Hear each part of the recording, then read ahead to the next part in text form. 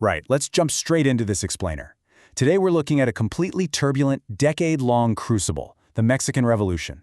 Now this wasn't just some run-of-the-mill change of government. No, this was an absolute political earthquake. It completely shattered a rigid social order and literally forced an entire nation to reimagine itself from the ground up. Here's our roadmap to navigate all this chaos. We're going to hit the Porfiriato pressure cooker, see what actually ignited the revolution, map out the factions and frontiers, break down a progressive constitution, and finally, look at forging a new identity. Section 1. The Porfiriato pressure cooker. Decades of growth and grievance. Okay, so we're starting in the late 19th century under the authoritarian rule of Porfirio Diaz. Now, on paper, it looked like an era of massive foreign investment, but in reality, well, it was a totally different story. Imagine your own ancestral family lands being legally swallowed up by these massive corporate monopolies. On one side, you've got the hacendados, the ultra-wealthy elite and foreign investors controlling these gigantic agricultural estates. And on the absolute other end of the spectrum, you have the peones. These were landless farmers, completely stripped of their communal indigenous lands, their ejidos, and basically trapped in severe generational servitude. And the cruelty actually went even further with something called the tiendas de raya. Basically, workers were tied to the land like medieval serfs, all because they owed these insurmountable debts to company stores just to survive. They weren't even paid in cash, they were paid in inflated goods. I mean, imagine having to buy basic flour at a massive markup directly from your boss. It created this semi-feudal system of perpetual debt that stripped away all autonomy. It was, without a doubt, a completely unsustainable powder keg.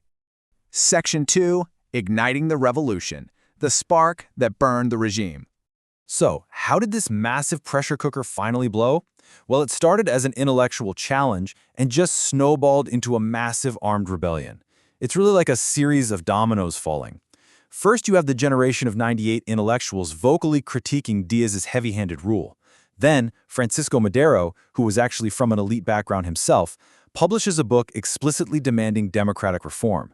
But Diaz, he just completely ignores it and holds a blatantly fraudulent election in 1910. And that leads to the final domino. Madero, now in exile, issues the plan to San Luis Potosí, calling directly for a popular uprising. The match had officially been struck. Section 3. Factions and frontiers. A chaotic struggle for power. Now, Madero actually succeeds in ousting Diaz, but he completely failed to address those deep-rooted land grievances we just talked about. And because of that, the revolution completely fractured into fierce, geographically distinct armies. Down south in Morelos, Emiliano Zapata fought relentlessly for one main thing: agrarian reform and getting those communal lands back. Up north in Chihuahua, Pancho Villa used that vast open frontier to build a legendary lightning-fast cavalry. And meanwhile, over in Coahuila, Venustiano Carranza led the constitutionalist movement, which was really focused on centralized state control. So you essentially have these totally different visions for what Mexico should be, all violently clashing at once. And that clash led to a decade of intense political whiplash. Madero's initial uprising in 1910 gets followed by a counter-revolutionary coup in 1913, during a horrific 10-day period known as the Decena Tragica, which tragically ends in his assassination. Fast forward to 1915, and those revolutionary factions have completely turned on each other. A huge defining moment happens at the Battle of Celaya. Here, Álvaro Obregón actually neutralizes Pancho Villa's seemingly unstoppable cavalry using brutal, modern World War I tactics. We're talking trenches and machine guns. Finally, by 1917, the Constitutionalists managed to gain enough control to start drafting new laws. But look, the peasants down in the South, they weren't fighting for abstract legal theory. They were fighting for literal survival. And you can see this perfectly when Zapata issues the Plan de Ayala. He outright denounces Madero and declares his unwavering intention to keep up the armed struggle until radical land restitution happened. For Zapata, any kind of mere political reform that didn't include giving back their ancestral land was just a total betrayal, plain and simple.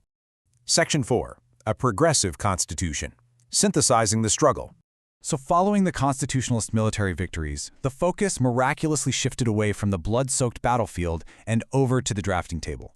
But we have to ask the big question here. After a decade of constantly shifting alliances and widespread loss of life, what tangible structure actually emerged from the fire? Like, what was all this bloodshed actually for? Well, the answer was a wildly progressive constitution that successfully encoded all those desperate, disparate demands into actual law.